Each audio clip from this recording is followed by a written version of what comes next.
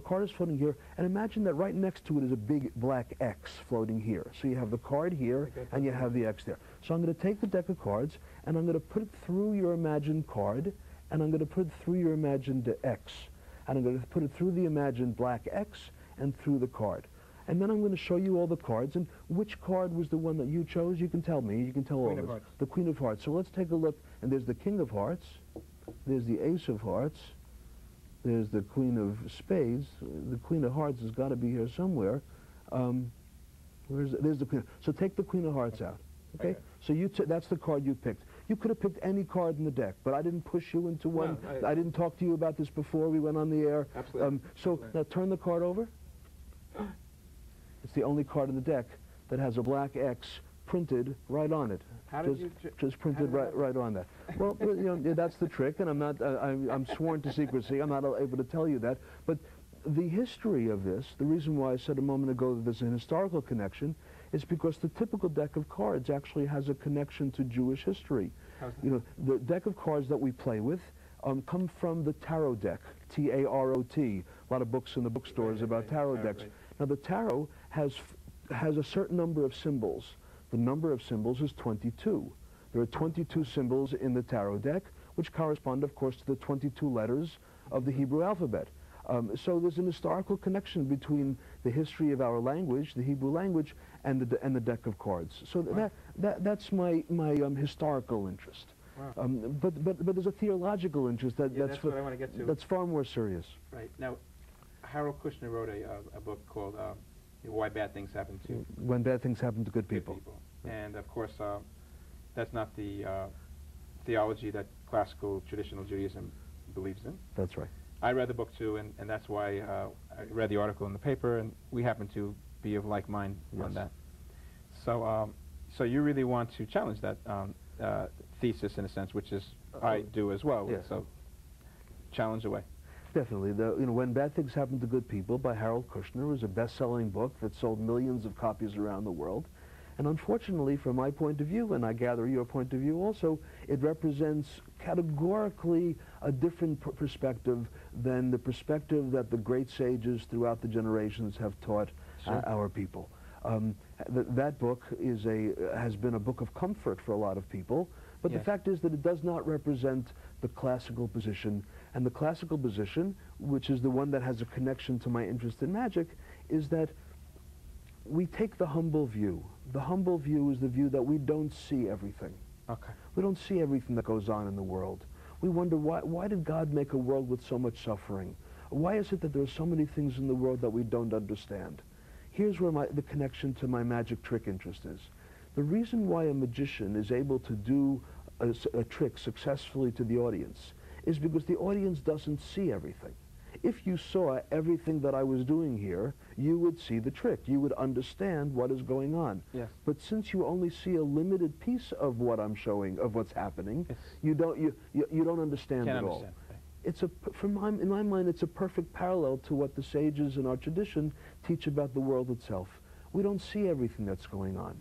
But as you pointed out earlier, we try to cultivate faith in God, try to cultivate the sense that God knows what he's doing.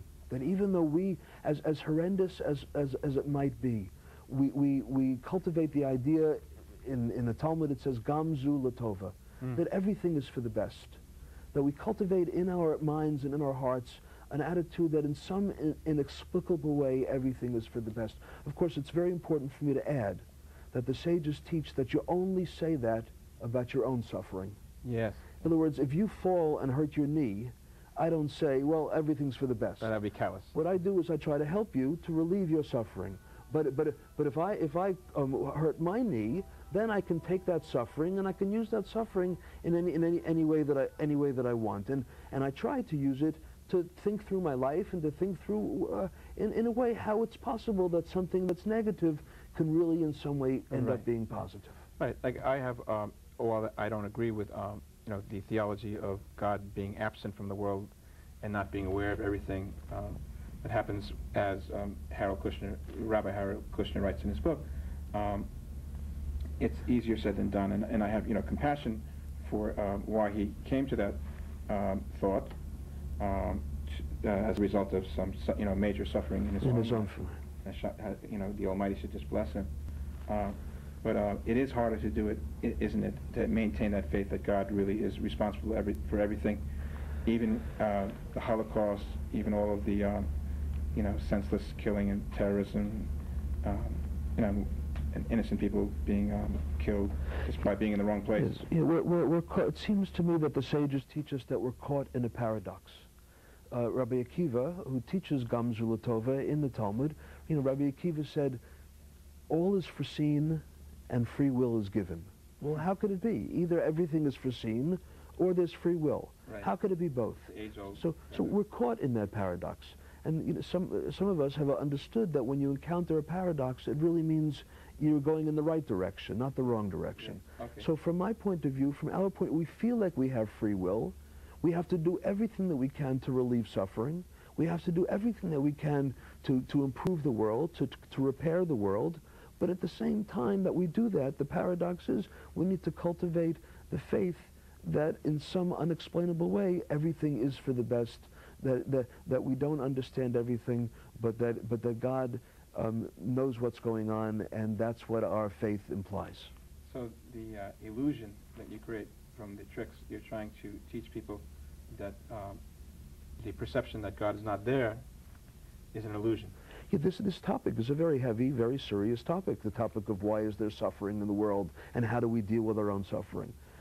I have found that through my magic show, I'm able, interestingly enough, to do an entertaining magic show and to talk about some of the most serious, if not the most serious issues in life at the same time. Okay, and ultimately, the audience is entertained by the magic, but goes home with the notion that our sages taught a different approach to life. We tried to correct the world, we tried to relieve suffering, and we also tried to cultivate our faith in God. Beautiful. Can you show me another one? Sure, I'll be happy to. So for example, in this little pouch here, I have 2 coins. Okay.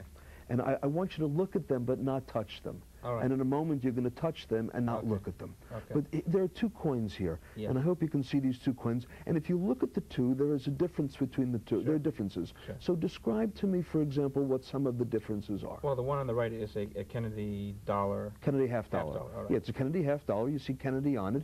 And the one on the left looks like it might be Canadian or something. It's actually Mexican. It's south of the border, not north of the border, but it's a Mexican centavo, one of the old Mexican centavos. My eyes are not so good. Yeah, it's not so easy to see either, but you see the 2. There's some other differences. This one, of course, is silver, whereas this one is like a copper or a bronze.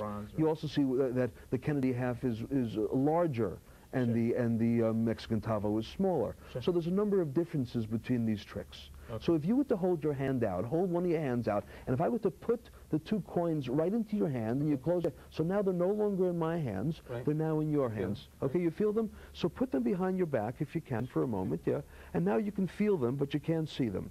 Right. Now the Kennedy half dollar is worth about a half dollar, and the Mexican centavo is a rare one. It's worth about $75. Oh, wow. So first, I'd like you to give me the Kennedy half dollar. Just by feeling it? But just by feeling it, you could probably feel the difference. Since you looked at them, that the Kennedy half, for example, is the larger of the 2. So you could probably... This is definitely the one. Kennedy half dollar. So you're absolutely right. Without looking at it, just by touching it, you're able to get the Kennedy half dollar. That's worth 50 cents. So now let me have my $75 Mexican centavo. So that's a 25-cent quarter. What I want is my $75 Mexican centavo. Okay. So you saw me right before your eyes put both of those coins into your hand, but right before your eyes, or right behind your eyes actually, right behind your back, the Kennedy half, the Mexican centavo changed into a quarter, and they're both solid coins. They're both exact coins. I'll try to catch you. So that's one of the tricks. Now in the Talmud, the rabbis describe magic in the same way that modern magicians do. Modern magicians say that magic is misdirection. I'm misdirecting you. I want you to look in a certain place, so I distract you to look someplace else. The rabbis have a similar phrase. They call it capturing the eye, where the magician tries to capture the eye.